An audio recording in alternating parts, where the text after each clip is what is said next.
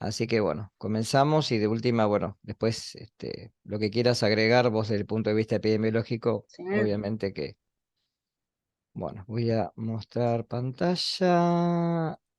buscar una lapicera. ¿Se ve el PowerPoint de fondo? Sí, yo lo veo, Bueno, está chiquito igual. como en chiquito. Yo lo veo grande. Ah, no, ahí está, ¿No? perdón. Bien. Bueno, vamos a ver un poquito esto de bioseguridad, que seguramente ya han visto algo en la carrera, tienen algo de nociones generales, por lo que seguramente, bueno, después de este episodio pandémico que hemos sufrido en el 2020, esto pasó a ser mucho más, digamos, boca corriente de todo el mundo.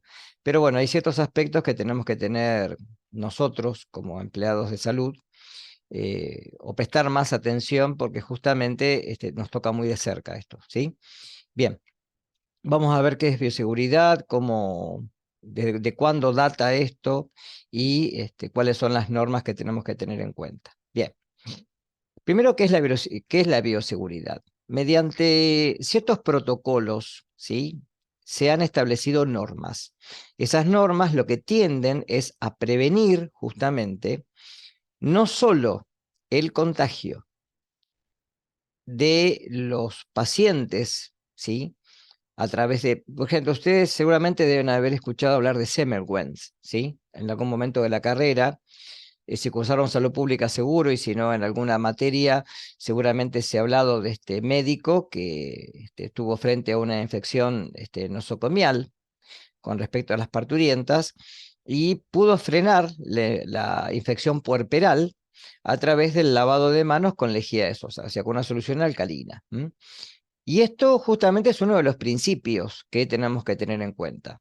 Cómo tenemos que nosotros cuidar a los pacientes que atendemos a través del riesgo que podemos llevar de infección de un paciente a otro.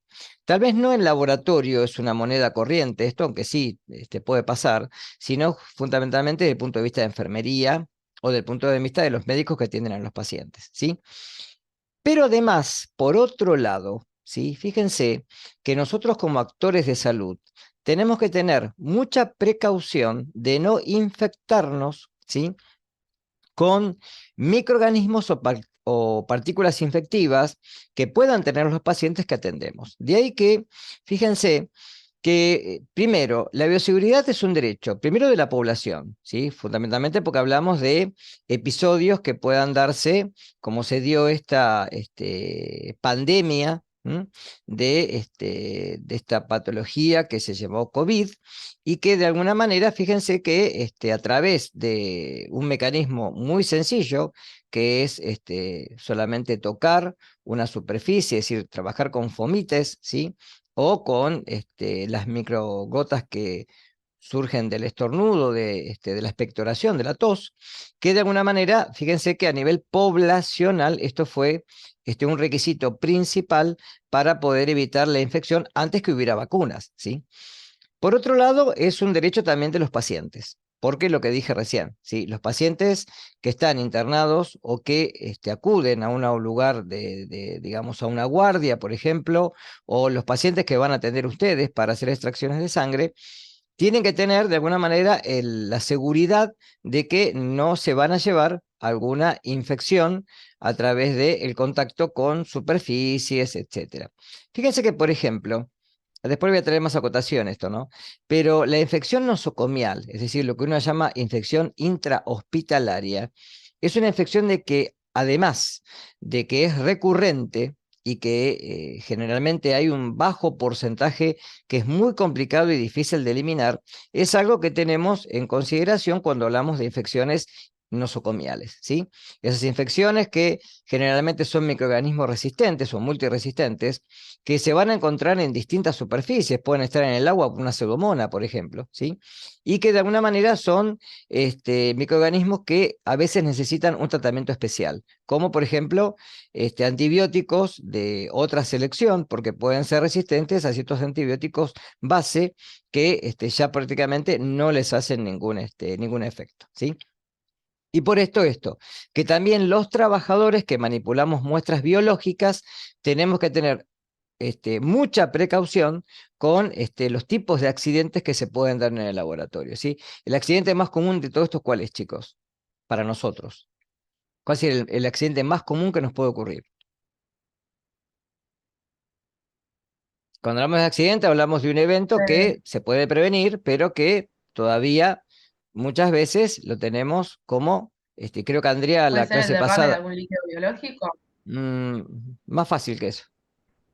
Andrea la vez pasada les comentó algo de esto. ¿Pincharse con una aguja? Claro, el accidente cortopunzante ¿Pincharse? es el accidente más común que puede haber, ¿sí? Ese es o sea, ese Hace es el más unos, común en un laboratorio. no te Perdón. escucho, Ese sería el más común, o sea, pincharse con una aguja sería el más común en es el un más común de laboratorio. todos, es el ¿Lo más que más común de pasa? todos, ¿sí? Si yo hablara, por ejemplo, este curso lo estuviera dando en instrumentación quirúrgica, el accidente más común es el corte con el bisturí. ¿Sí? Cuando uno tiene que sacar la hoja del bisturí, del mango, es el accidente más común que hay, porque eso lleva una maniobra especial que justamente evita el accidente cortopunzante. ¿Está claro? Entonces, generalmente nosotros tenemos que tener muchas, por ejemplo, en enfermería, ¿cuál sería el accidente más común que pueden tener? Primero, el accidente cortopunzante, con cualquier, puede ser con aguja, puede ser con bisturí, pero además manipular al paciente, ¿sí? Porque la enfermera que manipula al paciente puede tener contacto con escaras, puede tener contactos con heridas abiertas, puede tener contacto con personas que, por ejemplo, tengan expectoración y que sobre esto puedan tener de alguna manera, sí, la diseminación de microorganismos que salen por generalmente la tos o el estornudo. Entonces, en el laboratorio lo más común que nos pasa es el accidente con la aguja. Eso es lo más común. Eh, Puede haber otros accidentes, no les voy a decir que no. Ahora vamos a ver el tema de aerosoles. El tema de aerosoles también es un accidente muy común, pero generalmente es menos riesgoso porque la mayoría o utiliza gafas, utiliza lentes, utiliza barbijos en el caso de que haya aerosoles. Entonces, se restringe mucho más, pero generalmente el extraccionista está muy confiado en hacer la extracción. Muchas veces, a mí me han preguntado el tema de guantes, por ejemplo, ¿sí? Que ahora lo vamos a ver. ¿Es necesario o no? Porque, a ver, el guante generalmente, ¿qué hace? Principalmente si el guante no está bien ajustado a la mano, es decir, si un guante es grande, porque a veces pasa que en lugares que, en los hospitales fundamentalmente, no tenemos todas las medidas de guantes. Y el guante me puede quedar chico o grande, ¿sí? Lo peor es que me quede grande, porque voy a perder justamente el tacto en la palpación. Ya el guante me está privando un poco el tacto en la palpación. Pero ¿qué pasa? ¿A ustedes qué les parece? ¿Hay un principio de barrera en si me pincho con un guante o no? ¿Qué les parece? ¿O no existe? ¿O es lo mismo? ¿Usarlo o no usarlo? Yo creo que, o sea, si vos te pinchás teniendo un guante puesto, la Mm, aguja igual pasa el guante, sí, pero ¿qué pasa sobrepasa el cuando te guante, pinchás? ¿Dónde pasa primero la aguja? ¿Por medio de qué pasa?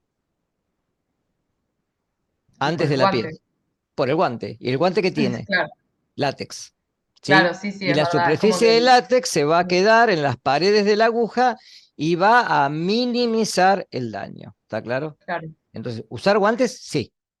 ¿Sí? ¿Está claro esto? ¿Sí o sí? Bien, sigo. Entonces, ¿cuáles son los tres principios de la bioseguridad? El primer principio es el de universalidad. ¿Qué quiere decir esto? Primero que obviamente involucra a todo el personal, eso ya lo dije recién. Pero además, lo que hay que tener presente en esto, que no tengo que tener en consideración si la muestra, supongo, que proviene de un paciente infectado o no. Anécdota. En una época en el hospital, bajaban los reportes, las órdenes médicas, y al costado decía BSM, Bioseguridad Médica. Por ejemplo, un paciente con HIV, ¿sí? ¿Qué pasa? Obviamente, esa muestra era como que no tocarla, ¿sí? O mucho cuidado. Pero el tema es que hay otras muestras que yo no sé si el paciente está infectado o no. Por ejemplo, ¿qué pasa con esto del HIV? ¿Cuál es uno de los problemas que tenemos con el HIV? Que bastante se redujo con el tiempo. Pero ¿cuál es el problema mayor del HIV? del tipo de infección que da el virus. El pormenor más importante, ante la infección, ¿no? Estamos hablando, ¿no? Tienen que haber visto algo en microclínica de esto.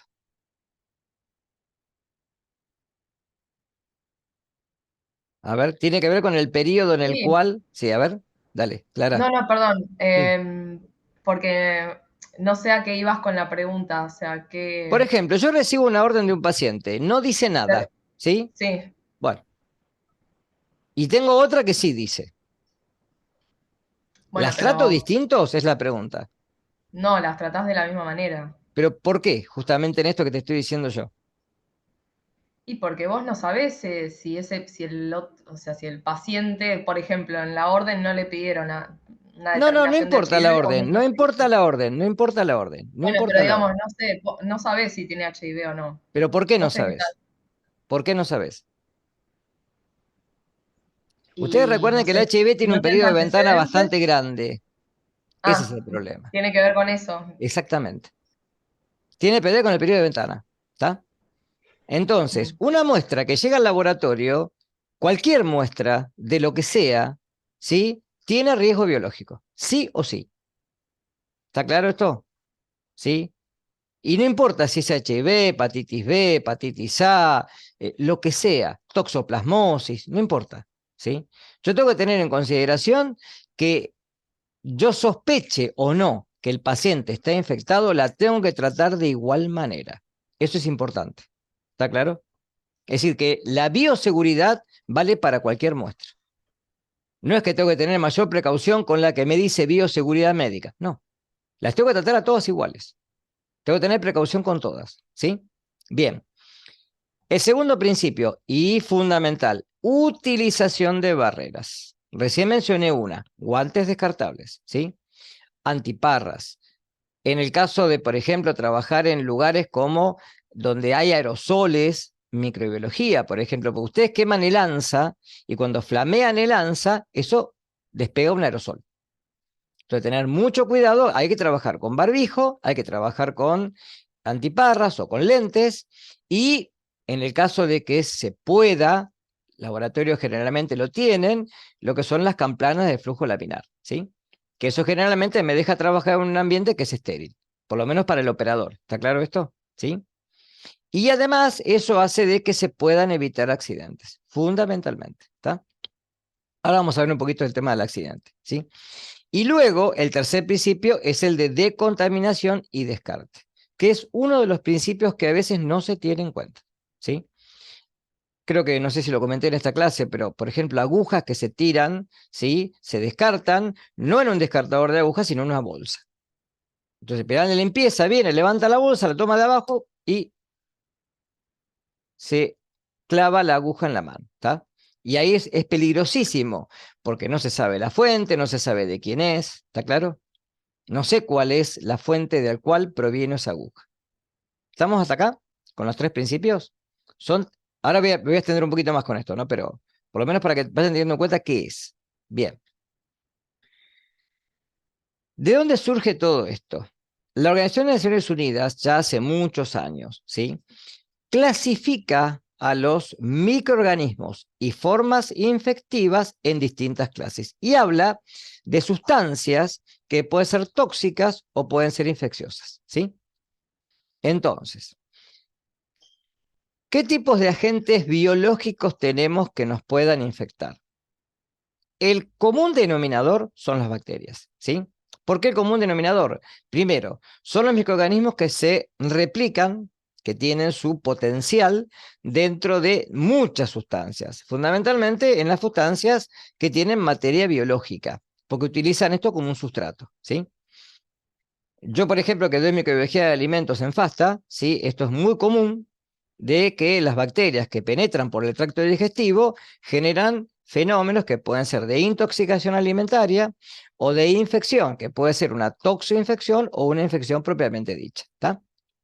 En caso, por ejemplo, de intoxicación alimentaria, el caso clásico del libro es Staphylococcus aureus, hay otras, Clostridium botulinum, Bacillus cereus, etcétera, ¿sí? En el caso de las infecciones, las más comunes son las de Salmonella o Shigella. Shigella trae una infección y también trae una toxoinfección, igual que Vibrio cholerae, ¿sí? De esto hay mucho repertorio y mucho para leer, ¿sí? En el caso de los mohos, ¿sí? Generalmente pueden traer infecciones, pero generalmente son infecciones donde generalmente el paciente o la persona tiene ya debilitado su sistema inmune, o lugares donde el hongo puede, en este caso el moho o la levadura, pueda generar el proceso de infección, ¿sí? También infecciones pulmonares, ¿sí? Porque recuerden que los hongos se reproducen a través de esporas. Esas esporas son las que se diseminan en el ambiente y son no como las esporas bacterianas, que son los mecanismos de resistencia, sino que estos hablan de las formas de diseminación del microorganismo, ¿sí? Estas son procariotas, ustedes recuerdan, son eucariotas, ¿sí? En el caso de las levaduras son unicelulares, pueden formar algunas tétradas, pero generalmente son aisladas, y en cambio de los mohos son directamente, sí, pluricelulares, donde forman un micelio de anclaje, un micelio reproductivo, que es el que se disemina, ¿sí? Muy poco frecuentemente pueden ser los parásitos, ¿sí? Fundamentalmente los parásitos, los protozoos unicelulares son más comunes, y los pluricelulares son menos comunes porque generalmente entran por vía digestiva, no entran por vía parenteral, etc. Y uno de los más peligrosos en el escenario hoy en día tenemos los que no son microorganismos, que son formas infectivas, parásitos intracelulares obligados, que son los virus, ¿de acuerdo? No tienen metabolismo propio, no pueden reproducirse, ¿sí?, en los alimentos, no se pueden reproducir en los fomites, pero sí pueden mantener su carga viral, ¿sí? De ahí la peligrosidad de los mismos, ¿sí? Entonces, ¿cuáles son las vías que generalmente puedo tener como vías de contagio? Una de las vías de contagio más comunes es la dérmica, a través de la piel. La piel, ustedes recuerden que a nivel inmunológico es una barrera que actúa como una barrera física y química, porque la piel, como un tejido que no tiene matriz extracelular, es un tejido continuo, y que además tiene digamos, el aditamento de que tenemos glándulas tipo sebáceas y glándulas sudoríparas, que lo que hacen es mermar de alguna manera, ¿sí?, las sudoríparas, la actividad de agua del medio, o sea, deja de alguna manera, ¿sí?, sin posibilidad las reacciones enzimáticas de tipo celular, y los ácidos grasos que se eliminan con las secreciones sebáceas, lo que hacen es reducir el pH, con lo cual es un impedimento generalmente para los microorganismos como las bacterias, ¿sí?, o algunos mohos. Ahora, la piel injuriada, es decir, cuando ustedes trabajan en el laboratorio, si tienen una lastimadura o algo, sí o sí tienen que cubrirla, ¿sí? Sí o sí tienen que cubrirla. Primero con un apósito, una gasa, con una venda o algo, y luego con la presencia de guantes. Las dos cosas, ¿sí? La vía ocular, que ya dije recién, el tema de los aerosoles, ¿sí?, o salpicaduras a través de la conjuntiva.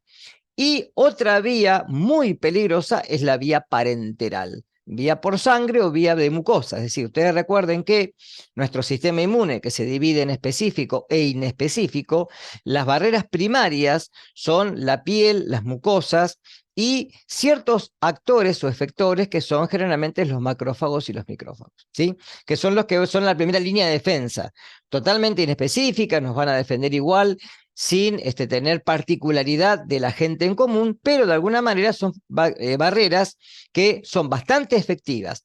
Ahora, vamos a ver que uno generalmente, con los métodos de barrera, lo que hace es aumentar de alguna manera la efectividad de estos sistemas que son primarios. ¿Estamos hasta acá? ¿Alguna pregunta?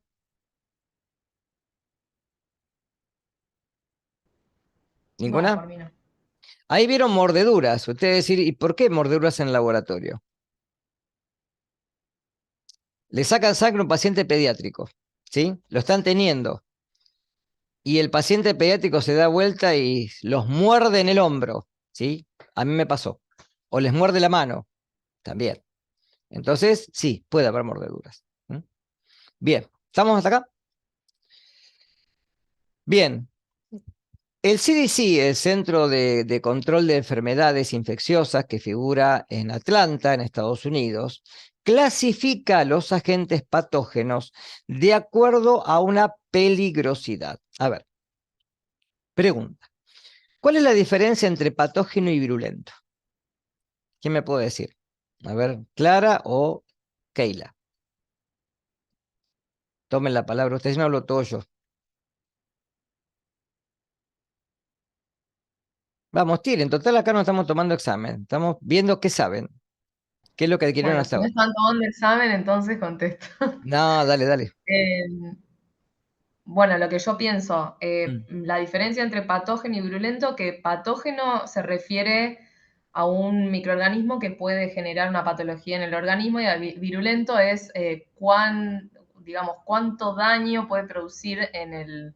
O sea, hay patógenos que son más virulentos que otros, digamos, Exactamente, cuánto más daño pueden producir en el organismo. exactamente. Uno es un aspecto cualitativo.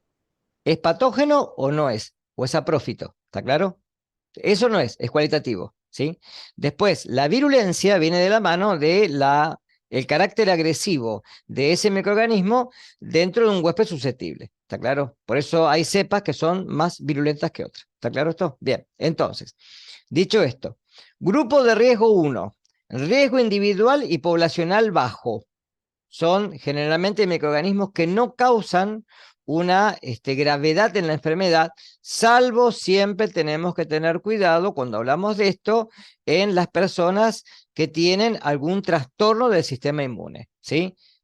Por ejemplo, personas con HIV, personas con un tratamiento, por ejemplo, quimioterápico, ¿está? Personas que, por ejemplo, tengan un trasplante. Entonces, en estas personas, estos microorganismos sí pueden generar infección, ¿está claro? Y pueden ser, de alguna manera, nocivos. Por eso que en el laboratorio generalmente los vamos a trabajar sin ninguna barrera primaria o secundaria, generalmente con las barreras que comúnmente trabajamos, ¿sí? Barbijo, guantes, antiparras, etc. Va. Grupo de riesgo 2. Riesgo individual moderado, riesgo poblacional bajo. Estos microorganismos generalmente pueden traer como consecuencia, ¿sí? Graves problemas a nivel individual, ¿sí? Pero no poblacional. Esto quiere decir que la diseminación del microorganismo es baja. Por eso que generalmente son los que utilizan barreras secundarias y que hay que sí decontaminar luego de utilizarlo, ¿sí? Grupo de riesgo 3. Riesgo individual alto y poblacional bajo. Por ejemplo, estos pueden ser como los transmisores de la fiebre amarilla, ¿sí? Por la picadura del mosquito, ¿sí? El mal de Chagas, por ejemplo, ¿sí? Algunas parasitosis, en donde generalmente acá sí hay que tener cuidado con la diseminación, o algunos virus que no son de alguna manera letales, ¿sí? Y como último, el riesgo 4, que es el peor. Acá tenemos riesgo individual y poblacional alto. Por ejemplo, la mayoría son virus. Virus del ébola. En una época fue el virus de la viruela hasta que se erradicó, ¿sí? Entonces, en este caso sí hay que trabajar con laboratorios de bioseguridad 4, que son los que ustedes ven en las películas. Es más, no sé si Andrea coincide conmigo, pero al principio el COVID, ¿sí? Esa enfermedad del SARS, es que este virus que se diseminó a nivel pandémico estuvo dentro de esta clase. ¿Por qué? Porque fundamentalmente traía, primero, graves consecuencias como fibrosis pulmonar. Esa era la más. Y después, que generalmente tenía un tropismo mayor por la gente mayor de edad. Es decir, a la que, ustedes recuerden que el sistema inmune es como una campana gaussiana. En el principio de la campana y en el fin de la campana, generalmente pierde efectividad porque las células, como dejan de alguna manera de tener una replicación tan profusa y de reconocer antígenos como los tienen que reconocer cuando todavía los linfocitos Navi están activos, entonces generalmente tanto en la primera etapa donde no hay y en la última etapa donde hay menor replicación, es lo peor que puede pasar. Y este virus trajo como consecuencia, antes de la aparición obviamente de vacunas, sepas que lo que hacían era traer una gran consecuencia que era este aspecto clínico que era la fibrosis pulmonar, que llevó a la muerte de muchísima gente. En donde ustedes recuerdan que en una época, sí, en Europa, por ejemplo, acá en Argentina creo que no hubo ese problema, pero tenían que decidir a quién ponían el respirador, ¿está? Porque quien tenía mayor prioridad de vida, ese le ponía el respirador y otro no. Andrea, si querés aclarar algo, a punto de vista de No, línea. esa, sí, yo lo viví 7x7, 24x7 fue en realidad. Em, poquitas cosas aprendimos de lo que pasó en los otros países donde empezó antes la pandemia, ¿sí? Eso sí lo aprendimos y creo que esto de difundir cuántos respiradores había disponibles un poquito le sirvió a la población para cuidarse. Pero sí, a nosotros mismos nos pasó de trabajar súper miedosos con los trajes de astronauta, como dice el profe Daniel, con incluso abajo de las capuchas, como eran compartidas, usábamos barbijo hasta que tuvimos una capucha para cada uno.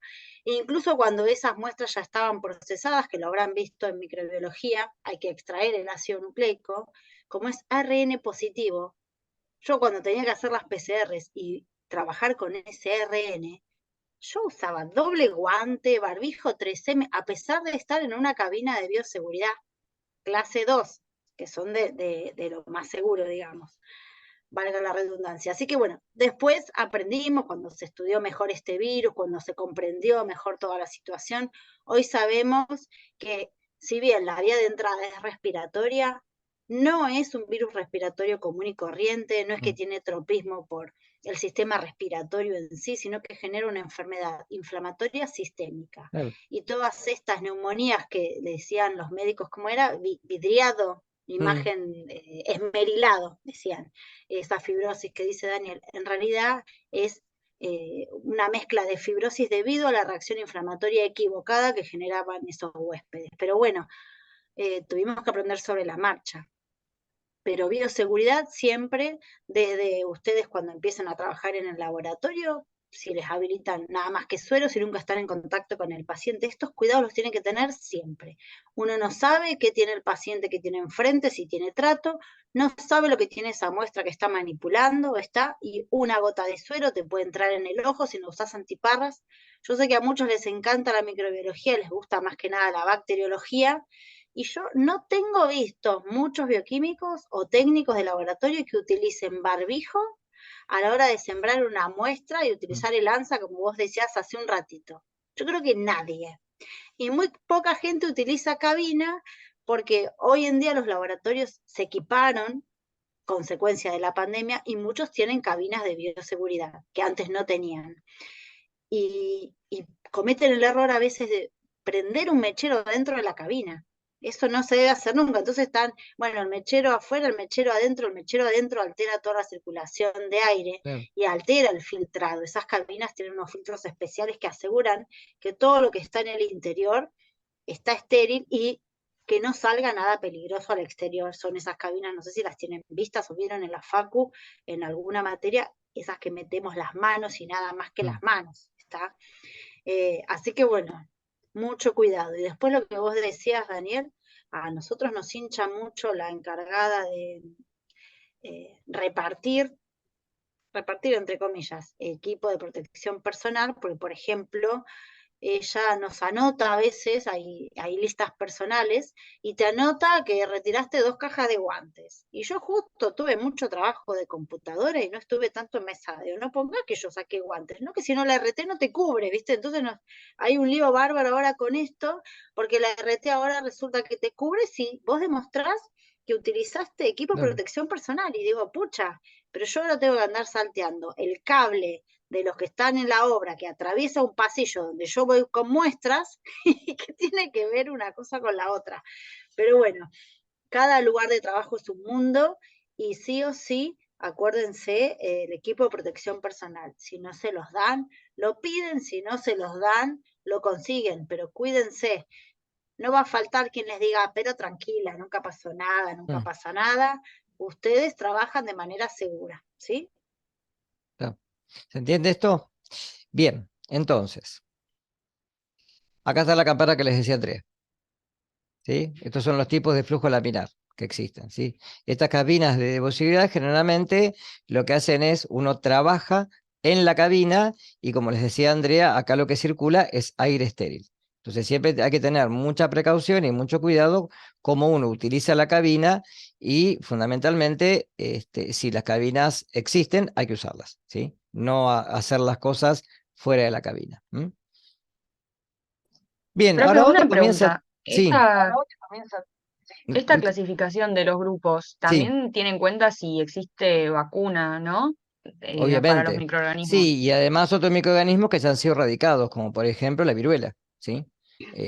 Hay microorganismos que, o hay formas infectivas que en el planeta están cuasi erradicadas, por ejemplo la poliomielitis, ¿sí? Donde puede haber o surgen a veces casos cuando justamente fallan los planes de vacunación, ¿sí? Generalmente lo que pasa es eso, porque generalmente son, por ejemplo, para la polio, ustedes recuerden que la vacuna que se da es la vacuna Sabin oral.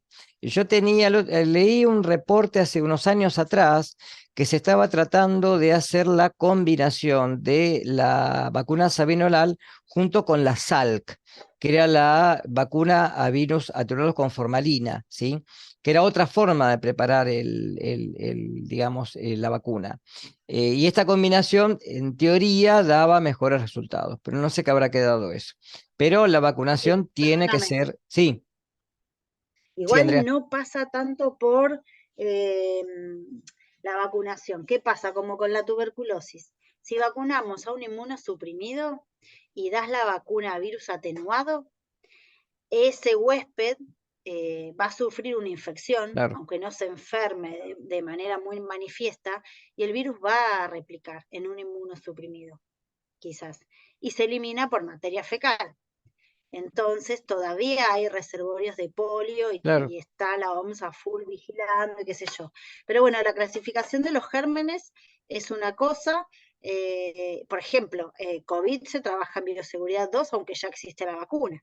Está, eh, depende más de, como dijo Daniel recién, de la virulencia.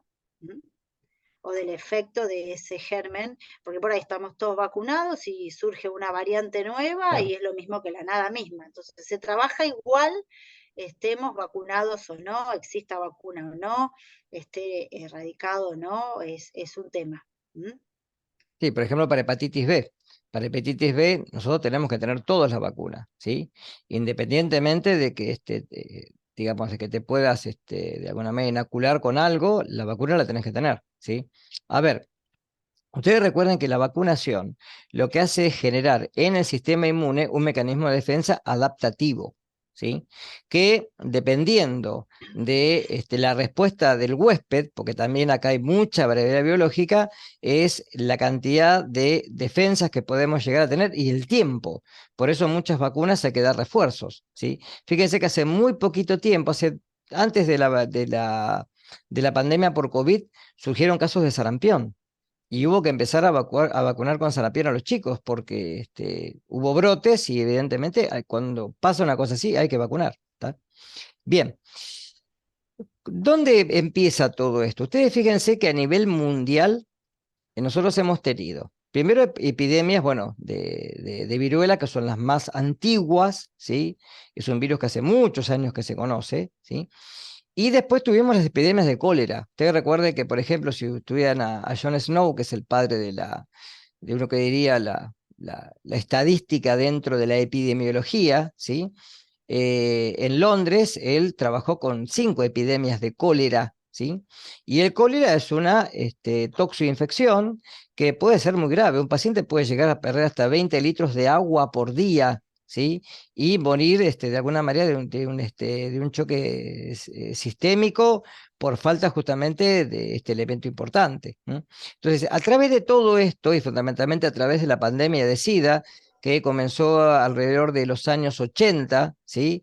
Y que después se hizo de alguna manera, hasta que se conoció que el virus estaba de alguna manera o se transmitía por vía parenteral o por vía sexual, ¿sí? Entonces, fíjense que uno de los primeros pormenores que tuvo esto, no, a ver, primero, ¿por qué se la llamó peste rosa? Se la llamó peste rosa por el sarcoma de Kaposi, ¿sí? Ese tipo que es un hongo que lo que deja es un cáncer de piel, induce un cáncer de piel, y esto generalmente daba manchas rosáceas en la piel. Y después, otra de las fuentes de contagio de HIV muy grande, aunque a ustedes les parezca mentira, fueron los sueros que se preparaban para hemofílicos. En algunos lugares del mundo se compra no la donación, sino se compra sangre para hacer este tipo de cosas. Por ejemplo, para hacer los concentrados de factor 8, ¿sí? Que es el que se les provee a los hemofílicos para que justamente tengan una sobrevida mucho mejor y una calidad de vida, ¿sí? se compraban, ¿sí?, muestras a personas que iban a vender su sangre. Con lo cual también fue uno de los pormenores por cual muchos hemofílicos, ¿sí?, se contagiaron de HIV, sin tener obviamente ningún tipo de pormenor que no sea solamente recibir el factor 8, ¿sí?, y que de alguna manera hasta que se descubrió, esto fue un problema. Entonces, a través de todo esto es que aparece una legislación sobre esto, sobre cómo manejar todos los tipos de pormenores y fundamentalmente los residuos biopatogénicos. Residuos que antes se tiraban en la pileta y que hoy en día sabemos que tienen que ser descartados de una manera segura, ¿sí? Y obviamente el estudio que se hace a nivel epidemiológico sobre lo que dije hoy, sobre lo que es la infección intrahospitalaria. Fíjense acá el número estimado en el año 2001, total 5 millones de infecciones por HIV. Que es un tema que bastante se ha dejado de tocar a nivel mundial, ¿sí? Y no porque no haya casos de HIV, sino porque yo creo que, bueno, no se hace mea propaganda de alguna manera, una infección que todavía es recurrente y que está, ¿sí? No ha desaparecido. Bien. ¿Cómo tratamos de, o cómo trató la OMS de tratar de frenar un poco, ¿sí?, por ejemplo, en el tema de lo que es a nivel hospitalario, a nivel nosocomial, ¿sí?, este tipo de infecciones? Primero, el lavado de manos, y esto lo han visto hasta el cansancio con el tema del COVID, ¿sí? El lavado de manos era algo fundamental. Cómo lavarse las manos, la forma de lavarse, cómo de alguna manera utilizar, ¿sí?, las sustancias que son de alguna manera desinfectantes para poder lavarnos. Recuerden que en ese momento se utilizó mucho y se sigue utilizando lo que es el alcohol en gel, ¿sí?, que fíjense que el alcohol en gel se utiliza a una proporción al 70%. La pregunta es ¿por qué? ¿Por qué no lo uso al 96 el alcohol como viene de farmacia? ¿Por qué les parece?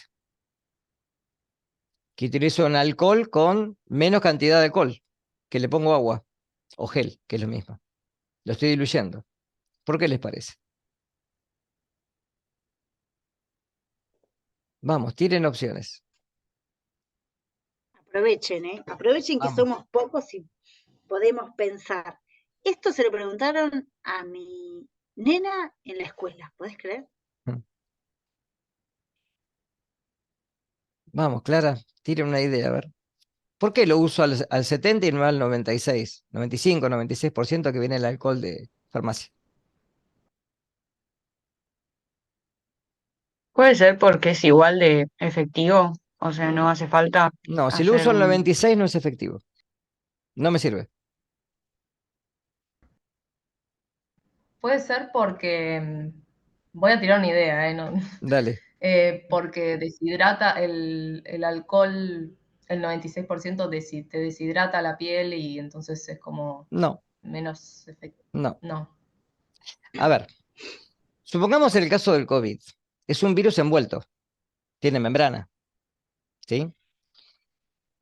¿Cómo hago para vehiculizar una sustancia como el alcohol, que es orgánica y que de alguna manera es un solvente de lípidos, de membranas, si no tengo que lo acarree? Que lo haga entrar adentro de esa membrana y disolverla. O, por ejemplo, las bacterias. ¿Sí? Lo mismo. ¿Sí? Ustedes necesitan una cantidad de agua que les permita que justamente la gente pueda penetrar adentro de membranas, porque si es puro, sí, va a deshidratar hasta cierto punto, pero no va a ser efectivo. ¿Está claro? Esa cantidad de agua vehiculiza justamente un solvente orgánico para que pueda disolver membranas plasmáticas, en este caso. ¿Está claro? No se olviden nunca de eso. Por eso hay que usarlo diluido, no usarlo puro. Generalmente, por ejemplo, en bacteriología, uno si quiere limpiar una mesada, lo puede hacer con alcohol al 96 y flamear. Nosotros en el hospital lo hacíamos, ¿sí? Se prende fuego, ¿sí? Y no queda nada, ya está, listo. Antes se usaban otros agentes, fenol, por ejemplo, se usaba como un agente desinfectante. Lo que pasa es que el fenol es tóxico, es cancerígeno. Entonces se dejó de utilizar. Entonces, el alcohol generalmente al 70% para manos, para superficies, anda bárbaro. Y si quiero de alguna manera ser un poquito más excesivo con el tema del calor, ¿sí? Que es el método de, digamos, de esterilización por excelencia, porque no resisten la temperatura, ¿sí? Fíjense que, por ejemplo, para esterilizar, ¿qué utilizamos? Si yo quiero esterilizar medio de cultivo, material, ¿qué utilizo? Para esterilizar. Dos cosas puedo usar. Autoclave. ¿Y qué más? Si no. Porque autoclave no siempre. Si tengo gasas, ropa de quirófano, esto no puedo usar autoclave, pues se moja. ¿Qué utilizo? Si no es autoclave. Luz ultravioleta. Mm, mm. Más fácil todavía. No se confíen mucho de la luz ultravioleta No, porque, por uno, eso. es muy importante la distancia a la que se aplica la luz para que sea Exactamente. efectiva, y el tiempo, ya también se sabe que por más que le demos mucho tiempo a la luz UV, tampoco mata todo. Así que no se confíen tanto de la luz ultravioleta. En el caso que Pero no sí puedo usar saben que autoclave, sí. el autoclave actúa a alta temperatura y presión. Claro. Es sustancias que por ahí un medio de cultivo, algún medicamento, los desnaturalizamos y lo metemos a esa temperatura. No se puede calentar cualquier cosa. Entonces hay material, como dice Daniel, o sustancias que no se esterilizan por autoclave, y hay otros métodos de esterilizar. ¿No lo han visto? ¿Algún gas que se les ocurra? Que es muy común, por ejemplo, para jeringas. ¿Ozono? Puede servir, pero no es el caso. Óxido de etileno es uno de los más utilizados. Y después calor seco, las estufas de calor seco. Esas estufas de calor pueden llegar a 180, 200 grados centígrados, que generalmente esto se coloca recubierto con papel y se le coloca un testigo. Ese testigo es una tirita de papel que si llegó a esa temperatura, vira de color. Cambia. ¿Está claro? Entonces, esos son medios de esterilización, ¿sí? Esterilizar, recuerden que es eliminar toda forma de vida, incluidas las esporas, que son las que justamente sobreviven a los tratamientos térmicos que no son suficientes. Yo pongo a hervir una sustancia y sin embargo las esporas están. Las que sobreviven al shock térmico están. Se enfría y luego las esporas vuelven a la vida vegetativa y se reproducen. ¿Está claro? Bien. De otra Entonces, forma, sí, perdóname, sí, hay sí, unos filtros especiales de un poro de 0,2 micras, y eso sí, se supone que no queda nada de nada de nada, pero bueno, tiene que ser un líquido. Y esos filtros vienen tamaño chiquitito, que uno los utiliza con jeringas, cuando tenemos que filtrar y esterilizar líquidos de poquito volumen, pero no sirve de nada que lo filtre en un frasco cualquiera, que después lo guarde o que esté ahí arriba de la mesada libre. Eso hay que hacerlo en cabina, para asegurarme que eso va a seguir siendo estéril después del filtrado. Y si no, los filtros de las cabinas de seguridad biológica claro. tienen ese tipo de filtros, que es lo más caro de todo el equipo, y me permiten también que el aire que circula por ahí, el que recupero, esté totalmente estéril, libre de todo. ¿Está? Bien. Después, utilizar, ya dijimos guantes, ¿sí? Guantes hay de distintos tipos, de distintos tamaños y poro de látex, ¿sí? Y bueno, esto hay que tener siempre presente que los guantes tienen que utilizarse, ¿sí? Delantales o guardapolvo. ¿Por qué? Porque generalmente nosotros concurrimos al trabajo, ¿sí? Con la ropa de casa, ¿sí? Y si yo no me coloco esto y lo dejo después en el laboratorio y lo llevo a mi casa, estoy llevando patógenos que nosotros, que ya estamos trabajando comúnmente con microorganismos, ya tenemos un sistema inmune que nos va a proteger de algunas cosas. Pero generalmente las personas que están en nuestros hogares, no. Con lo cual, sí o sí, esto se debe usar en el trabajo y dejarlo en el trabajo, ¿sí? Acá hay también una controversia en los hospitales, ¿sí? Porque es muy común ver a los médicos, ¿sí? O a alguien que sale del laboratorio y se va a la esquina a tomar un café, con el ambo y con el delantal, con lo que usó en la guardia. Mal hecho. ¿Está claro? Mal hecho, ¿sí? Entonces, todo lo que es implementos, como por ejemplo delantales, guardapolvos, ambos, etcétera, se debe de higienizar o se debe dejar en el hospital, ¿sí? Y obviamente si lo van a llevar a lavar a su casa, no lavarlo con la ropa común, sino lavarlo, sí, separado de toda la ropa. Generalmente, ¿cuál es el agente que utilizamos como agente de desinfección clásico? Para mesadas, para lavar para los guardapolvos que son blancos, por ejemplo. ¿Qué usamos generalmente? Lavandina. Lavandina, lo más común, ¿sí? Porque generalmente forma un cloro activo. El cloro activo es de alguna manera un agente que es tóxico para las membranas plasmáticas porque es altamente oxidante, oxida lípidos, etcétera. Entonces, generalmente no resisten ese tratamiento.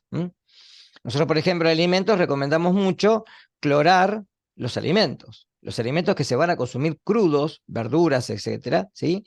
Clorarlos, o sea, lavarlos y clorarlos antes de utilizarlos, ¿sí? Fundamentalmente por todo el espectro de bacterias, parásitos, etcétera. Bueno, después esto que ha sido muy en boca de todo el mundo, de los barbijos, ¿sí? El tema de barbijos también es importante. Bueno, hay barbijos de distinto tipo. Ustedes recuerden que el barbijo, acá había siempre hubo una confusión con esto, porque decían, a mí el barbijo me protege. No, ¿sí? En el COVID el barbijo no me protegía a mí, protegía a los demás de mis expectoraciones, de mis estornudos, ¿sí? Para que no saliera, para que no se diseminara. Pero para que proteja tienen que tener, son los N95, Andrea, ¿no? Los que tienen un Sí, filtro que lo que hace es impedir que el virus pueda entrar. exacto. ¿Mm? Barbijos hubo, ustedes vieron en pandemia, de todo tipo, color, tamaño y demás. La gente que iba por la calle se creía protegida con los barbijos de Claro, tela, estos que se vendieron en todos lados, con dibujitos, con forma de cara y qué sé yo. Esos en realidad no te protegen de nada. no, Por los poros que generan las telas comunes, los bichos pasan y hacen maratones, no pasa nada. Pero sí está comprobado que cuando uno tose con un barbijo, sea cual sea, colocado, esas microgotas que generó no llegan tan lejos. claro. Y algo queda retenido en el barbijo. Pero bueno, los únicos que protegen bien son los N95 que dice Daniel, pero bien colocados, porque también hemos visto gente que no cierra bien, vienen con un alambrecito para que se adapte muy bien a la cara de cada uno, al relieve de la nariz, tienen que estar bien ajustados en las orejas, tiene que estar la boca bien cubierta, porque hay gente que le queda grande acá abajo y es lo mismo, porque cuando uno habla o tose, esas microgotas salen. El tema es la distancia donde llega. Por eso también se hizo tanto hincapié en pandemia de limpiar bien todas las superficies, el lavado de manos, picaporte, manijas, todo lo que sea de uso común. Un teléfono fijo, el tubo ese que va pasando de cara en cara y de mano en mano, o trabajando el microscopio, el ocular, ¿sí? Todo lo que sea de uso común. Pero bueno, sí, hay distintas telas, vieron que hacían la propaganda tricapa, Mm. bicapa. ¿Mm? Bien. Y después, bueno, anteojos o antiparras. Esto es fundamentalmente para evitar los aerosoles. Eso es principal. Ahora vamos a hablar un poquito de esto. Entonces acá tienen, ven, estos son los iconos que generalmente se utilizaban o se utilizan en el laboratorio, ¿sí? Eh, Obviamente los no pepetear con la boca. Ustedes les parezca mentira. Bueno, cuando yo empecé a trabajar, que empecé a trabajar en el materno, las eritrosedimentaciones se utilizaba pipetas de Sí, vidrio de vidrio, sí. y se Sí, sí. pipeteaba con la boca, chicos. Que yo me Bien. acuerdo que hubo un revoleo muy grande porque decían, no, no, cuando surgió esto del HIV, no es problema, ¿no? Y bueno, nos empezamos a negar a hacer esto hasta que se consiguieron las eritros descartables, ¿sí? Donde uno directamente ya no pipetea más con la boca. Ah, sí. Pero, No, yo sí, tuve la propipeta en el medio. no, no, no. No, no. Directamente Nosotros pasaron a pasamos las directamente descartables. de, nosotros Qué pasamos de bueno. esta a la descartable. Sí. Mirá, Pero sí, pero hubo hubo un pero no muy grande en ese momento, porque decían, no, no, no es nada, sí, no me pasa nada, no, imagino. que no pasa nada. No, No. no, no. Sí, yo vi las propipetas para poder cargar el eritro de vidrio, pero sin usar la boca. No, no, no. Nosotros empezamos a negarnos a hacerlas y bueno, y se consiguió la compra de las primeras que venían, que era un tubo celeste y Qué bueno. la pipeta que se clavaba arriba y que se llenaba con sangre a medida que iba ascendiendo, ¿no? Ujú. Pero, y Sí. después, bueno, las pipetas que antes usábamos, pipetas de vidrio, pero micropipetas, las de 50 microlitros, 100 microlitros, 200 microlitros, para Ujú. aspirar el plasma, que eso era la pipeta de vidrio, que venía así con un codito, y después eso se colocaba generalmente en la goma de lazo, que es hueca, eso se ponía en la boca de la pipeta y en el otro se le ponía en la boquilla, cuando encontrábamos la boquilla. Sí, Y eso tenía una sí. marca. Entonces uno aspiraba hasta la marca, hasta que empezaron a ver estas pipetas automáticas, ¿no? Pero no había nada de eso, no existía todo esto. Y aparte pipeteábamos todo con pipeta de vidrio, todos los reactivos, todo con pipeta de vidrio. Trabajamos con ortotulidina, una locura era eso. Que es Sí, la totalmente verdad, estamos cancerígeno. vivos de milagro. Sí, sí, sí. La es cancerígena, hacíamos la glucemia con eso. Se ponían a hervir los tubos, igual que el colesterol. Yo usé el método de Wanchan, que era ponerle el suero y agitar el tubo para que no se desnaturalizara, ¿sí? La proteína, porque el pH ácido muy fuerte. Se hacía una mezcla de ácido sulfúrico, sulfato de sodio y nítrico. Y no me acuerdo qué más se le agregaba. Y eso se colocaban, creo que eran 2 mililitros en un tubo y 50 microlitros del suero del paciente. Y se agitaba fuertemente mientras los iba agregando, para que no se desnudarizara la proteína y no quedara turbio. Y después se leía con un estándar. Pero bueno, no había métodos enzimáticos en ese momento, era todo químico. Bueno, Y todo a mano, todo a mano. todo a mano. Para Eh, urea usábamos la urea que todavía, creo que está todavía en el mercado, la urea color, que sí, tiene fenol. Y sí. pepeteábamos el fenol con la boca, Y se para que usaban todos los los tubos de vapores del fenol vidrio adentro. ¿Eh? y los cónicos de vidrio. Los cónicos de Se vidrio, se hacían usaban los los tubos cónicos de para vidrio. triglicéridos, que Qué viejo que se somos. Bueno, agitaba y nada, después dale. se separaban las dos fases, sí. Cosas que ustedes no van a ver nunca, No, me no, parece, nunca. chicas. No, salvo que en algún laboratorio del interior que todavía tenga, pero no sé, es raro. Hoy casi todo está automatizado, ¿no? Bueno, acá Sí. más o menos tienen estos iconos que han cambiado algunos de estos iconos, ¿sí? Porque hay una nueva. Con el tema de la reglamentación del Ceronar, que después que ahora es REMPRE, ¿sí? Fíjense que hay muchos, los reactivos como el clorhídrico, el nítrico, etcétera, que están dentro de lo que es la ruta de la efedrina, ¿sí? Y todo eso trajo un cambio de iconos en el laboratorio para todas las sustancias que también son corrosivas. Entonces, por ejemplo, uno no puede ir a comprar ácido clorhídrico a la química cubo porque no se lo van a vender. Tiene que estar registrado en esto, que es a nivel estatal. Uno tiene que presentar la documentación y después tiene que manifestar en qué lo gasta y cómo lo gasta. O sea, no es tan fácil. Sí, sí. ¿Cuánto tenés en stock también? Exactamente, todo. Hay que declarar todo, todo, todo. Ujú. Bien. Aerosoles. Procedimiento que genera ¿cómo? Pipeteo, recién lo vimos. Centrifugación. Y acá hay que tener mucho cuidado. ¿Por qué? En una época, en los laboratorios, en las centrífugas que eran generalmente las de mesada, las de hematocrito, las de microhematocrito, se habían conseguido o se hicieron hacer unas cajas como de madera para, una vez que uno ponía el microhematocrito, taparlo. Después desaparecieron, ¿sí? Porque el tema del microhematocrito es que generalmente los tubos de microhematocrito o se rompe la bolita que se hace cuando uno lo cierra con el fuego o se va la plastilina. ¿Y eso qué hace? Directamente se vacía el tubo o se pueden romper los tubos dentro de la centrífuga. Y esos microtubos, cuando se rompen, generan aerosoles que se dispersan en el medio ambiente. O tubos de centrífuga que también se pueden romper de la centrífuga. Todo eso genera contaminación.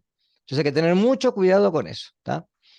La agitación de los tubos, como decíamos recién. Hoy en día esto, bueno, es un poquito menos, porque hoy tenemos generalmente medios, por ejemplo, los tubos hoy generalmente ya no se usa más tubo de vidrio, es muy raro. La mayoría de los laboratorios tiene o trabaja con, digamos, con los contenedores que son para distintas muestras, para hemograma, para ETA, para citrato, para coagulograma, etcétera, ¿sí? O los que vienen con suero, para suero, que vienen generalmente con bolitas, que lo que hace es separar, dejarme abajo la parte, digamos, física, o sea, el coágulo, y arriba la parte que es el suero, ¿sí?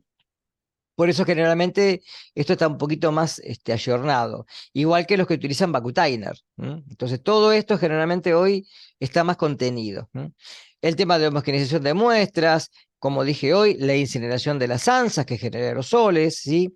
El muestreo con agujas y jeringas, que muchas veces uno dispensa con una aguja, ¿sí? En algún lugar, por ejemplo, no tiene cuidado y eso puede generar aerosoles, ¿sí? Las fugas de fluidos, como dijimos recién, o también el derrame de material biológico, que también es muy importante, ¿sí? Hay que tener mucho cuidado dónde se desecha, cómo se desecha y cómo se decontamina después.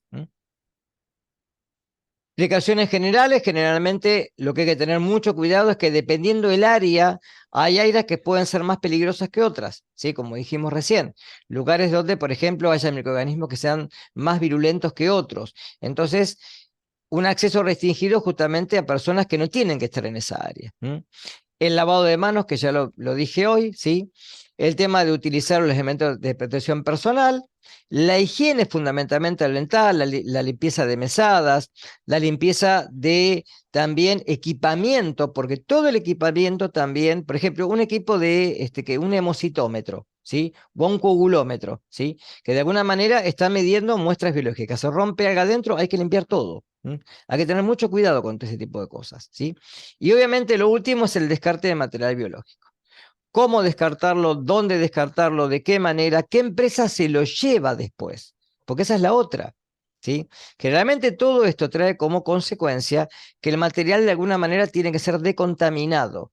Generalmente las muestras de sangre se dejan en lavandina, ¿sí? Igual que generalmente todo lo que es material, que después debe ser lavado, primero en lavandina y después el aclaramiento, ¿sí?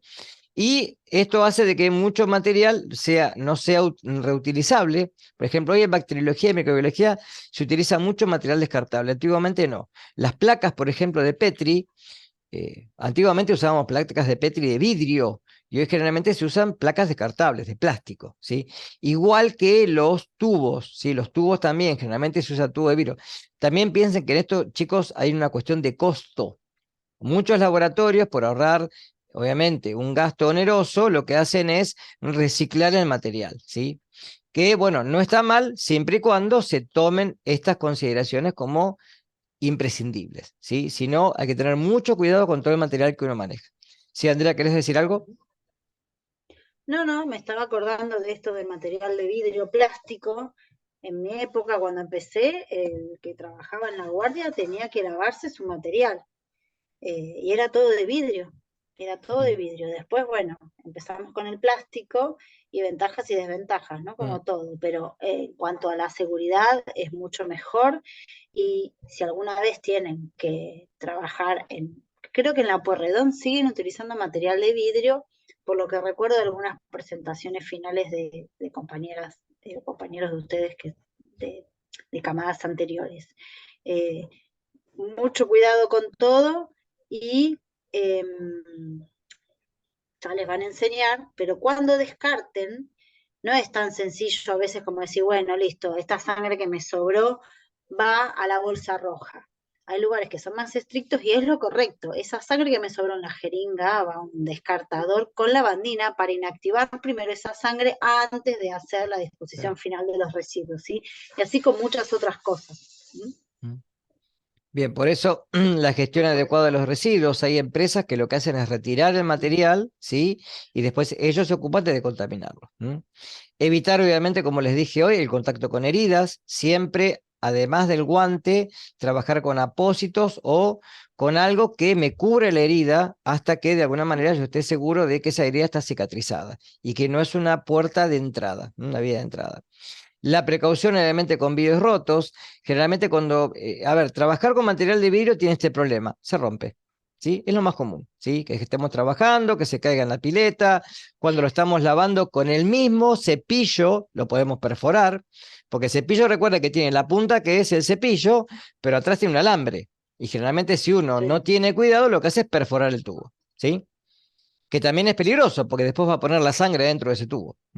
Entonces, mucha precaución con esto y dónde se desecha esto. Generalmente desecharlo dentro de descartadores plásticos, en donde sé que eso no va a lastimar a nadie, ¿sí? El descarte, obviamente, como le dijo Andrea, de cortopunzantes, nunca, nunca, después vamos a tener extracciones, ¿no? Pero nunca hay que encapuchonar la aguja con la mano. Siempre el capuchón de la aguja se deja en la mesada y se envaina. Y después, con el mismo descartador, se cierra y luego se descarta. Pero mucho cuidado con esto, ¿sí? Fundamentalmente cuando no tenemos la posibilidad de tener el descartador cerca. Si tenemos el descartador cerca, directamente lo que se hace es la aguja dentro del descartador que tiene una ranura para calzar justamente, ¿sí?, el cono de la aguja y directamente descartar la aguja dentro del descartador, ¿está? Siempre eso. Y como dije recién, evitar los aerosoles. Eso. Una pausita. Perdóname, Sí, que sí. me acordé de otra cosa, Daniel, para compartirles. Antes de la pandemia, vieron que es prepandemia y pospandemia. Muchas veces los que trabajan en bioquímica clínica, los sueros, por ejemplo, las orinas, todo se centrifugaba destapado. ¿M? Y a raíz de la pandemia, la norma, es más, al principio de la pandemia, llegó un momento que la gente decía, pucha, no puedo trabajar nada en el laboratorio, no puedo centrifugar orinas por los aerosoles, porque no se sabía si se transmitía por orina también. No puedo hacer análisis de sangre comunes porque no se sabía si se transmitía por sangre. Bueno, después vino la normativa que se podía hacer de todo, pero la norma quedó y nos protege no solamente de COVID, que igual ya se sabe que por sangre no va la cosa, para todo tipo de muestras, ahora todo se centrifuga en sistema cerrado. ¿Qué quiere decir? El tubo con su tapa y la centrífuga con una tapa interna también.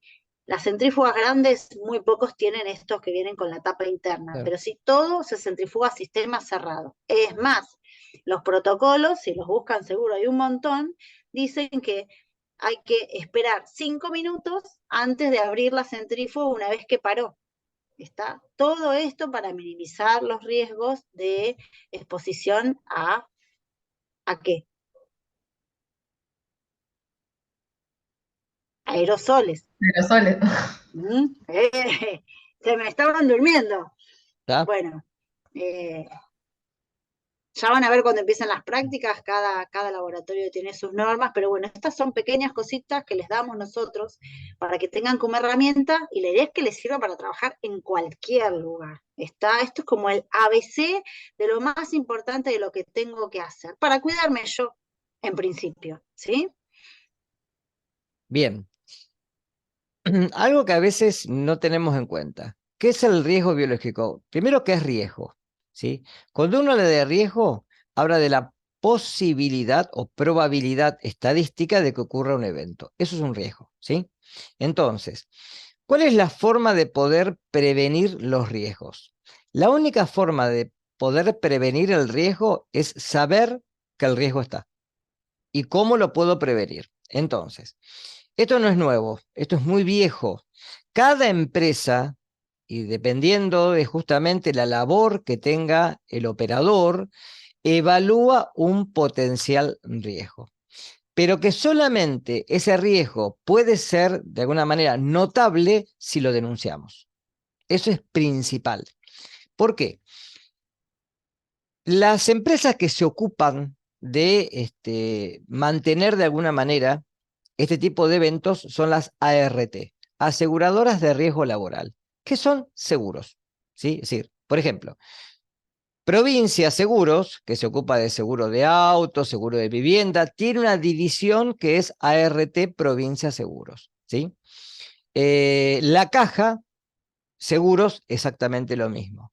La Mercantil, la misma. Todas las empresas de seguro, la mayoría, tiene una división que se llama ART, ¿sí? Ahora, ¿qué pasa? El tema pasa por lo siguiente. Si yo no denuncio que me pasó algo, no puedo, de alguna manera, estadísticamente, dar la consecuencia de que eso se pueda prevenir. Y por otro lado, pasa lo siguiente, que es lo que le dijo Andrea el otro día. Cuando yo contrato, yo sé, ¿qué pasa? A ver, acá hay algo principal. La ART la paga el empleador, no la cubre el empleado. O sea, dentro de lo que es, digamos, la normativa de salarios que hay a nivel nacional, uno percibe un salario, se le descuenta un porcentaje para lo que es la caja jubilatoria y otro porcentaje para lo que es una obra social o mutual. ¿Estamos? Ahora, las ART las paga directamente el empleador, porque la obra social la paga una parte el empleador, otra parte el empleado, ¿sí? La jubilación no, la paga solamente, la pagan los dos, perdón, el empleador y el empleado, o sea, es como coparticipada las dos cosas, pero la ART la paga solamente el empleador. ¿Y qué ocurre? Para que la ART me cubra un siniestro, tiene que estar declarado cuál es el potencial siniestro que me debe de pasar. Con lo cual, para establecer el riesgo biológico hay dos cosas. Una es la frecuencia y otra es el daño. Es decir, hay muchísimas fórmulas. Si ustedes buscan en internet, hay algoritmos para hacer esto. Pero lo más sencillo es multiplicar el daño por la frecuencia. ¿A qué me refiero con esto? La frecuencia es la cantidad de veces que puede ocurrir el evento. Y el daño es el daño que puede causar. Ejemplo tácito. Si yo tengo, por ejemplo, la profesión que es el chofer de ómnibus, ¿sí? El que maneja un colectivo, ¿sí? Y yo tengo que asegurar, pero yo tengo una empresa local y el otro tiene una empresa de larga distancia. ¿Cuál les parece de los dos que paga una prima mayor? O sea, que paga más seguro, porque esto se paga dependiendo de estas cosas, daño y frecuencia. ¿Qué les parece? ¿Cuál es el empleador que tiene que pagar más?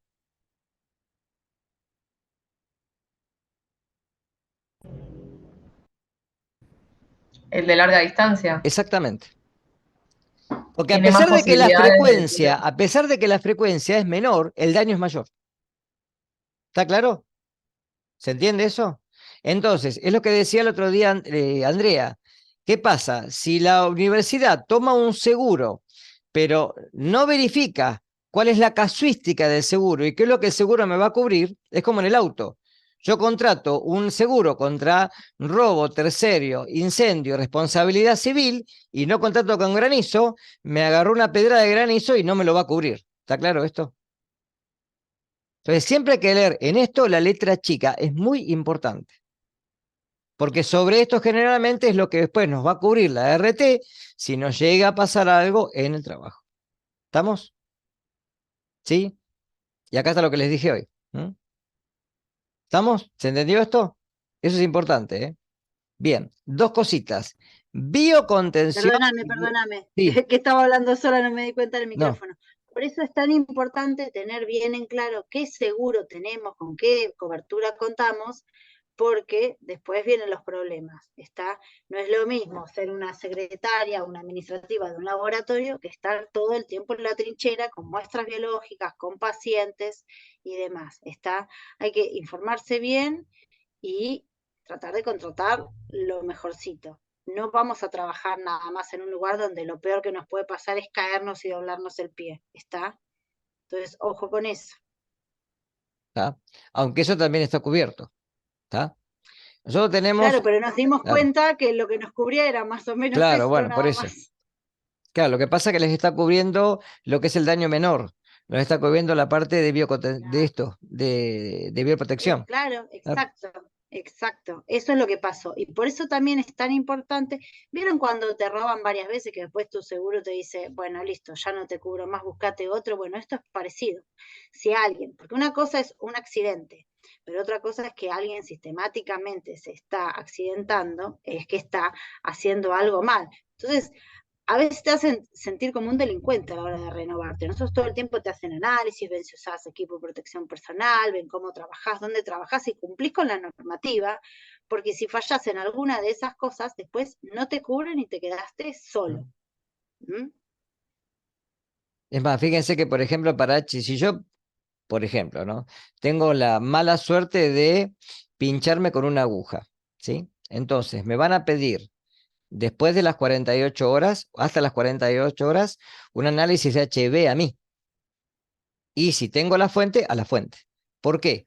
Porque yo el día de mañana puedo manifestar que tengo HIV por ese accidente cortopunzante, pero capaz que ya tenía HIV. ¿Se entiende eso? O sea, ellos se cubren de esa manera para, de alguna manera, sí tener la facilidad o no de cubrir el gasto. Bien, fíjense lo que es biocontención, que es lo que decíamos recién, y lo que es bioprotección. Cuando hablamos de biocontención es tratar de, obviamente, de evitar la diseminación de patógenos. Y cuando hablamos de bioprotección es esto, cómo tenemos que tener en cuenta las medidas necesarias de principio de barrera para poder evitar accidentes y cómo de alguna manera tenemos que tener cuidado. Acá hay una cosa muy importante. En Estados Unidos hace muchos años, hay varios autores que hablan de esto, se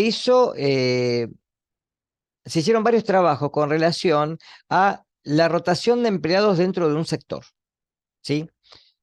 No se hizo con laboratorios, se hizo generalmente en lugares donde se manejaba, por ejemplo, maquinaria pesada, donde se manejaban, por ejemplo, elementos que podían ser muy peligrosos para el empleado. ¿Qué pasaba? Cuando ustedes trabajan en un lugar y generalmente mantienen una rutina de trabajo, empiezan a evitar, de alguna manera, la factibilidad de control. Con lo cual lo que hacen es, uno lo dice así, así burdamente, es perder el sentido de lo que están haciendo, ¿sí? Es como la tolerancia. Entonces, dejan de tener las medidas precautorias. Y como esas medidas son las que el día de mañana hacen de que ustedes puedan prevenir un accidente, es como que se confían, ¿sí?, de la rutina y de alguna manera después hacen caso omiso, no se ponen los guantes, no utilizan barbijo, etcétera. Con lo cual, sí es de alguna manera muy factible rotar al personal. Entonces, 3 meses en un sector, cuando ya veo que lo paso a otro sector. Y generalmente lo que se gana a nivel empresarial es que todo el personal está capacitado en hacer todo de esta manera. Y se empiezan a evitar de esta manera accidentes de riesgo laboral, ya sea de este tipo, los que estamos hablando nosotros, como de cualquier otro tipo. ¿Se entiende esto? Por eso es fundamental esto y la capacitación, lo que decía Andrea hoy, poder saber qué es lo que me puede pasar y sobre qué tengo que tener precaución antes de hacer una acción que vamos a ver que es una acción insegura, un acto inseguro, que es el que va a traer seguramente el accidente. Medidas de descarte. Perdóname, Sí, me acordé de algo para que les sirva a las chicas también. Esto que dice Daniel me hizo acordar a que cuando recién empezamos a trabajar en COVID, que estábamos todos muy temerosos, todo recontra protocolar, teniendo ultra cuidado con todo, ahí no pasó nada. Ahora, el segundo año de pandemia, que ya estábamos re podridos a hacer siempre lo mismo, que había menos volumen de muestra, qué sé yo, ahí incontable la cantidad de errores, no que tenían que ver por ahí con la bioseguridad, pero sí de procedimiento, tener que repetir porque te olvidaste, te equivocaste o te distrajiste. Entonces, cuando uno se relaja, es cuando ahí comete errores. ¿estamos? Bien. Bolsas rojas, material rojo como descartadores, todo esto es para material biológico, sí o sí. Todo lo que se deba descartar, cualquier tipo de muestra biológica, algodones, gasas, jeringas, agujas, ¿sí? Material de descarte que ya no lo voy a usar, ¿sí? Todo en bolsa roja, porque es lo que me va a prevenir, lo que me llama la atención y sé que con esto tengo que tener precaución, ¿sí? Después hay otras bolsas, ¿sí?, que son, por ejemplo, la negra, que es para cualquier tipo de papeles, cualquier tipo de cosa que no tenga material biológica. Y en algunos lugares se usan las celestes para recoger, por ejemplo, las prendas o material que va al lavadero, en el caso de los hospitales, ¿está? Entonces, hay que utilizar las bolsas y hay que utilizarlas bien, bien. Fíjense, esto es lo que les decía recién. Labor preventiva que se debe hacer mediante la protección colectiva, es decir, todos tenemos que saber qué es lo que nos puede pasar. A diferencia de las que cuando uno actúa de forma individual, que es generalmente la que puede causar mayor cantidad de accidentes y perjuicios dentro del personal. Aquí hay varias cositas. Es importante, fíjense, observar quién se accidenta, dónde se accidenta y cuándo se accidenta. Porque de esto tengo que tomar sí o sí tengo que tomar nota y hacer denuncia y referencia. Porque esto va a ser lo que a la próxima persona la va a evitar de un accidente. ¿De acuerdo? Y esto es una frase dicha, por mucho tiempo hemos aceptado el viejo refrán que dice que prevenir es mejor que curar. Y dice, ojalá que las preguntas diarias cambien de cuál es el tratamiento o cuáles son las causas, y que si es evitable, entonces, ¿por qué no ha sido evitado? Esto es una frase de Ryle. Es decir, en esto es principal la prevención. Y saber, yo creo que, no sé, ustedes no cursaron control de calidad conmigo, bueno, cuando la cursen van a ver, o si la cursaron, que yo les dije en un momento que los planes de capacitación tienen que ser algo cotidiano, algo frecuente, porque eso es generalmente lo que hace de que el personal tenga la precaución y la prevención desde a qué riesgo puede estar expuesto y qué es lo que tiene que hacer. Y esto obviamente tiene que estar todo normatizado, escrito, porque al estar escrito, lo escrito, escrito está. Entonces yo no puedo decir no lo sabía, porque de alguna manera estaba escrito y lo tengo que leer antes de hacer la maniobra o antes de usar la práctica. Bueno, esto es del virus SARS, esto lo había puesto que es la enfermedad que produce este virus, y de alguna manera la enfermedad es el COVID. Y de alguna manera acá se implementaron normas de bioseguridad que a veces estaban tomadas de alguna manera en forma, ¿sí?, muy como rutinaria, y que la gente acá empezó a tomar, y fundamentalmente los actores de salud, empezaron a tomar conciencia, como les decía Andrea, de la peligrosidad de esta enfermedad. Pero no hay que relajarse. En esto no hay que relajarse. Hay que tener mucho cuidado y hay que prestar mucha atención cuando uno trabaja con material biológico, fundamentalmente con muestras que cualquier muestra, como les dije hoy, pueda ser, ¿sí?, causal de poder contagiarme de una enfermedad que a veces puede ser incurable. Y finish. Preguntas. Disparen, vamos. De lo que sea. Vamos, chicas, tienen un poroto más a favor.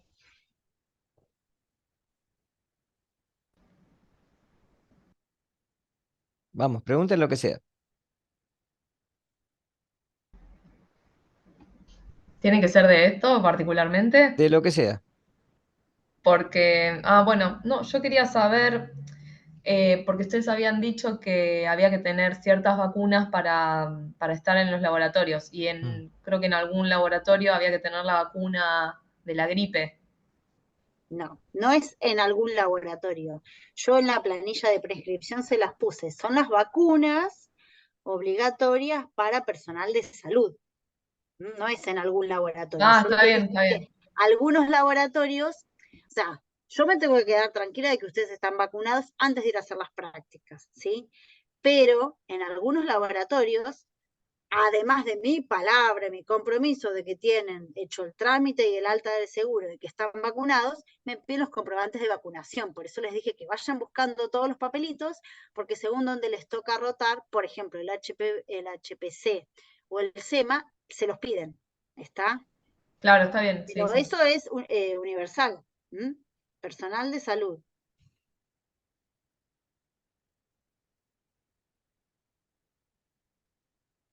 ¿Les falta alguna vacuna, chicas?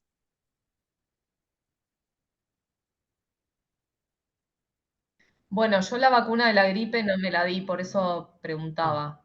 O sea, tengo las del COVID, pero la de la gripe no. Así COVID que y la Hepatitis B. de hepatitis. sí, sí, esa la tengo, sí. Sí, yo tampoco tengo la de la gripe. Este año tampoco me Pero la di. bueno, me la pongo. ¿Qué pasa que Sí, hasta esta altura del prueben. año? No, es que sobraron, seguramente sobraron. Miren, yo para el primer cuatrimestre no les conseguí vacuna de la gripe a nadie, pero por ahí para el segundo cuatrimestre haya. Igualmente hubo algunos compañeros de ustedes que se acercaron al municipio diciendo que son personal de salud o que son estudiantes avanzados porque depende de quién te atiende también. Por ahí, si sos estudiante no, o lleven un certificado de alumno regular, algo así, Claro. los vacunaron sin problema este último cuatrimestre. A veces me tocó a mí de ir a una salita y no sé si no estaban contentos porque era medio tarde y ya se querían ir o qué, pero bueno, no me recibieron muy alegres con los brazos abiertos. nosotros trabajamos con influenza y la vacuna de influenza a nosotros nos llegó tarde, tuvimos que ir a vacunarnos una vuelta a la municipalidad, una locura. Pero sí, corresponde, por personal de salud corresponde.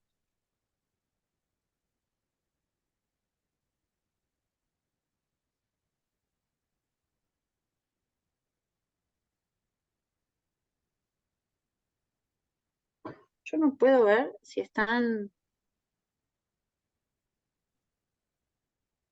Ah, sí, están. No, Están. Bueno, está. chicas, ¿algo más de las vacunas?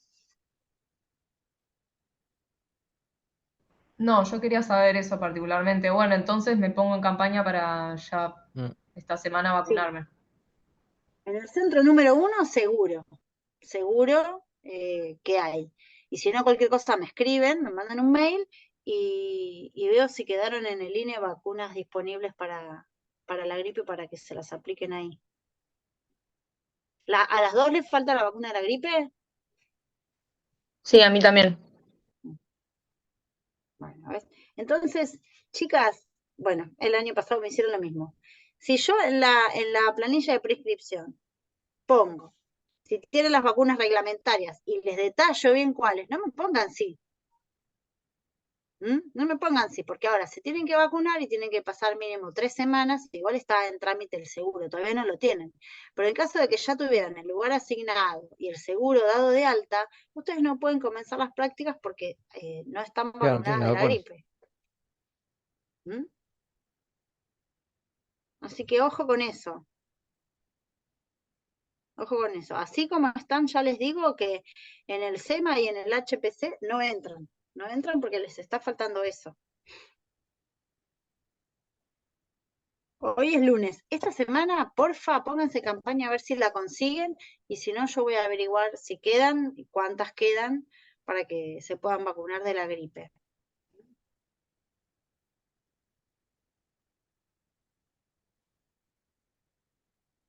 Bueno, ¿alguna otra cosa que quieran preguntar, aunque no sea de esto? Yo creo que fue súper clara la clase de Daniel. Después vamos a ver más adelante una clase de, aunque generalmente al bioquímico o lo que van a hacer ustedes no nos toque tan de cerca, por ahí alguna vez les toca y es importante que lo sepan, todo lo que tiene que ver con disposición de residuos. Claro.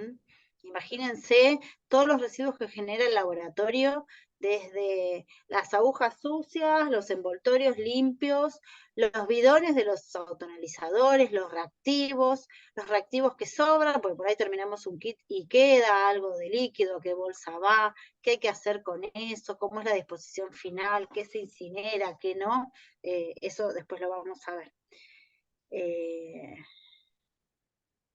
Bueno, y después voy a tratar de mandarles también el manual de la OMS actualizado, esto que dice Daniel de la clasificación porque antes los manuales nos decían que según el germen con el que trabajamos y su peligrosidad o el riesgo de manipularlo, trabajar con eso, era el tipo de trabajo que teníamos que desarrollar. Entonces, en base a la clasificación de los gérmenes, será la clasificación de los laboratorios, y los laboratorios también se clasificaban en bioseguridad tipo 1, 2, 3 y 4, ¿está?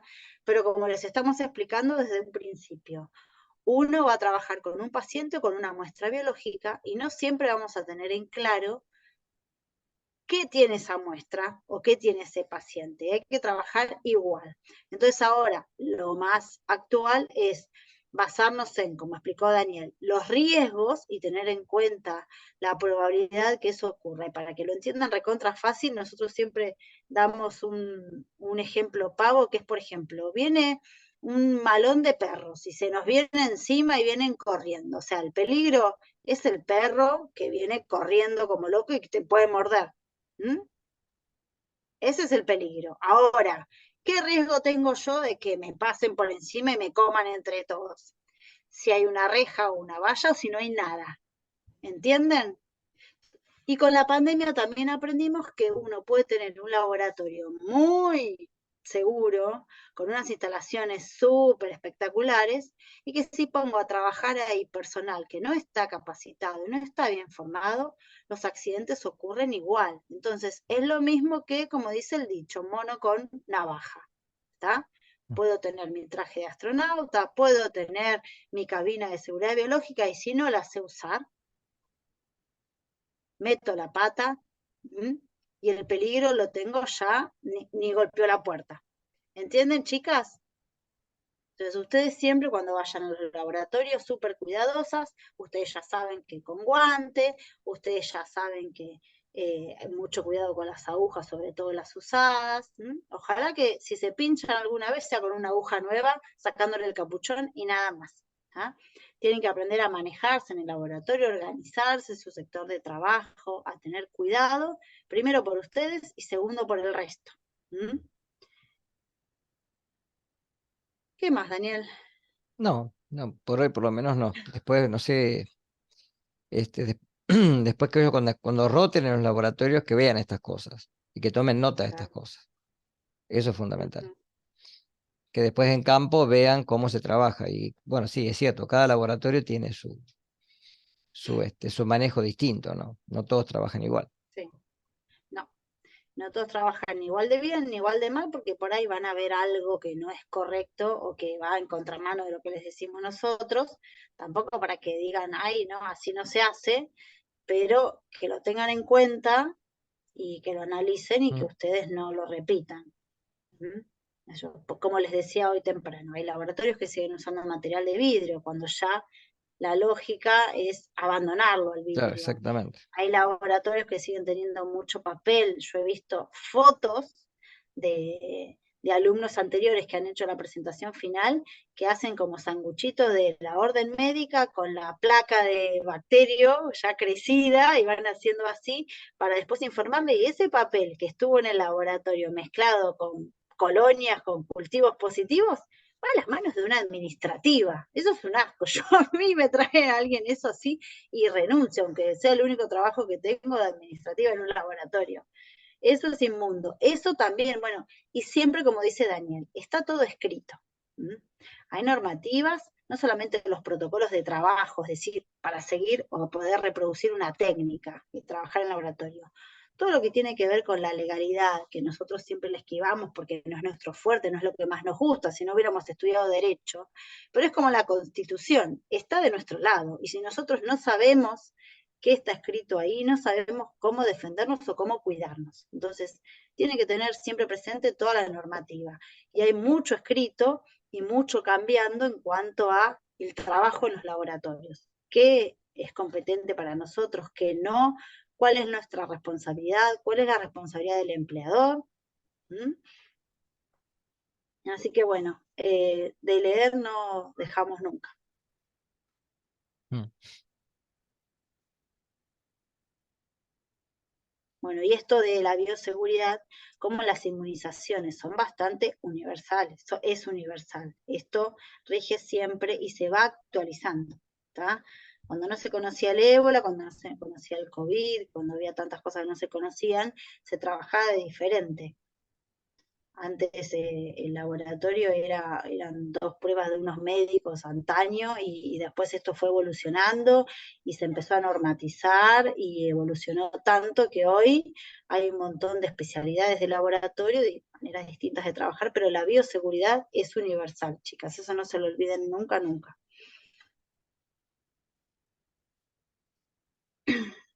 Y bueno, ya estamos Bueno, por hoy, ¿no? sí, Bueno, el no lunes que tienen viene problema. vamos a tener clase de nuevo, y yo estoy detrás de que me den el alta de los seguros, así también podemos hacer un trabajo práctico de Extracciones. extracciones. También pregunté por los insumos, cualquier cosa, si no consigo, porque quedaba poco, les hago comprar a ustedes un par de jeringas en una farmacia, así tienen para practicar. ¿Está?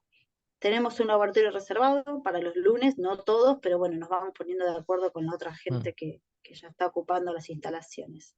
Así que bueno, algo que quieran preguntar, no importa que no sea de esta clase.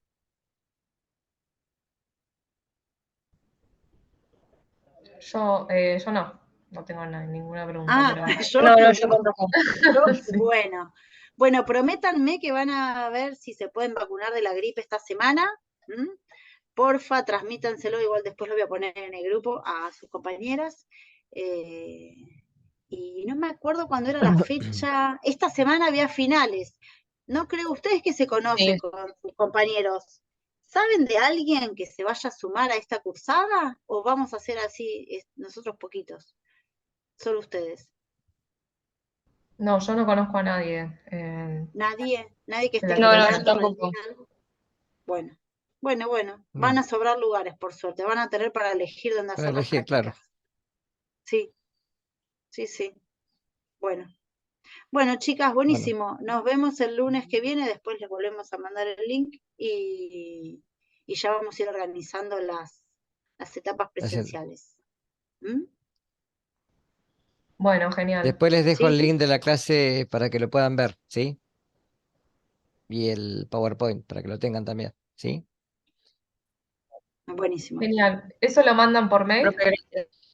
Sí, después, no sé, ¿vos estás usando la plataforma, Andrea? No, la materia Vos es sabés que la uso poco y nada. La uso, ¿sabés por qué? Más que nada porque como hay alumnos que rinden al final como 3 años después, para que la tengan. Yo como eran poquitos, la verdad que me manejaba por mail y les mandaba el PDF Sí, por mail. sí. Pero no, nunca la grabé. La verdad que nunca la No, ahora grabé. que tenemos el WhatsApp, yo cuando esta clase yo la subo a YouTube, al canal mío. Entonces después la subo a YouTube y después les paso el link. Y ahí mismo les paso el PowerPoint en PDF. Y tal vez les dejo un Ah, texto para buenísimo, leer también, ¿sí? Cortito, pero por lo menos para que buenísimo. tengan algo de lectura. Sí. No, yo sí, subí algo a la plataforma, pero la verdad que no le dediqué mucho tiempo a la plataforma y no estoy tan canchera. Vos me dijiste que es re sencillo. Yo confieso que no le No, yo dediqué después mucho. me voy a fijar si entro y de última me meto y genero una para este año, una pestaña, y ahí les vamos Mm, subiendo el material. Además de esto, de mandárselos por WhatsApp, ¿sí? bárbaro. Buenísimo. Bueno, bueno, Bueno, niñas, nos vemos el lunes que viene, Bueno, ¿sí? genial. Hasta el lunes. Chau, chau. chau. Chao, profe, gracias. Nos vemos de nada. Chau. ¿Qué te iba a decir, Daniel? Bueno, buenísimo que la grabaste, porque como las otras chicas no se conectaron, ¿no? Que me habían Sí, avisado.